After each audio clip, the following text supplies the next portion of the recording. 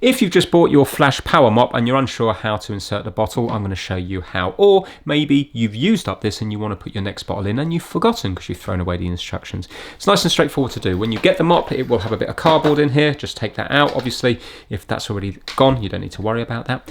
You want to line up the flat side of the bottle. This bottle here with the arrow, and can you see there's also two little bits that go in here? That needs to be against the pole here, and then we just need to drop it into place. Now if you're wondering how you eject it, there's a little button here, and when you press that in, there's these two little prongs here that go in. It's those two little prongs that lock into this part of the bottle here. Do not take the cap off, do not pierce it. This will do that for you. So fresh bottle, we're going to place with the flat side with the arrow against a pole. Right now you can see that the mop is that way round, so against a pole here, and we're just going to go in and we're going to push down. It's going to click into place.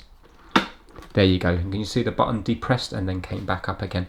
That is it. That bottle is now locked into place. If you want to take the bottle out because you've used it all, you're going to be pressing this and it will pop out. And that's it. Nice and straightforward. Thanks for watching.